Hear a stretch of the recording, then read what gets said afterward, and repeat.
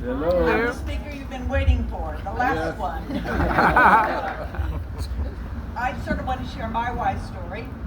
I joined the Hollywood Y 35 years ago. I joined to rehab my knees by swimming.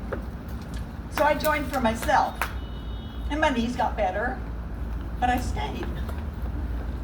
And I stayed for a lot of reasons. I stayed for the staff who helped me overcome my extreme embarrassment at exercising in public. And I found out I actually liked exercising with other people. And I stayed for the members. You know, you won't find a more eclectic, quirky group of people in the Hollywood community than the members of the Hollywood Y. What do you say? And I've formed lasting friendships with them, even the quirky ones. And among those members, I met someone who's been mentioned by Tim. I met Madeline Arnold, who was one of our major supporters. And I met her in the old common shower room, actually. We were naked the first time. And Madeline asked me almost 30 years ago to join the board of the Y.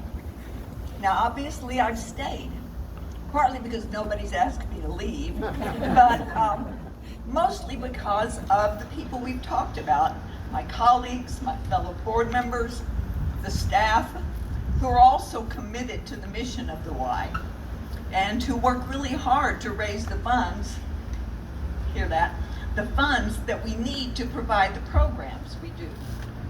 And since I've stayed this long time, I've been able to participate and experience some of those programs firsthand. I've been to Y Camp for a day, been up in the San Bernardino Mountains, and met kids from Hollywood who had never been out of the city, never been to camp. You know, for an inner city child, a week in the wilderness can be a life-changing experience. And I've been to Model UN, remember our lovely speaker who gave the inspiration. My husband and I got to go on the last day when they're wrapping up everything, and we met our middle school delegation, articulate kids who explained the country they were representing, its issues, its government, its problems, its needs, and then we followed them to the General Assembly where they gave their proposal to ask for aid for their country. Yeah. And I've been to VIP Day in Sacramento when youth and government teams from all across California gather on the President's Day weekend at the state capitol. And during that time, they actually occupy the offices of government. They occupy the governor's office, the assembly, the Senate, the court, even the press. And for a time, they step into those roles and they govern the state of California, probably better sometimes than the real ones do. It's been said that it's easier to build strong children than to fix broken men. Maybe you don't know who said that, but it was in 1855, Frederick Douglass who said that.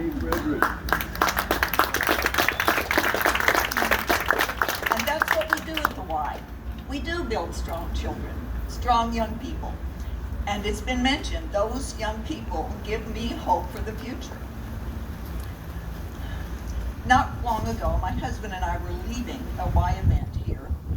And as we're leaving, he said, you know, whenever I go to a Y event, I always leave feeling better. Now, I wonder why that is. I'm going to quote several people, but I think Victor said this recently. The answer to that question is because the Y supports community well-being. Now think about that. Community well-being. That's something worth staying for and worth supporting, don't you think? Yeah. And now we're going to cut the ribbon. So, About that time, Keitha Scott, a round of applause, ladies and gentlemen. You know we're going to cut this ribbon. We're going to take a couple selfies. It's a tour if you want a tour going on. You got some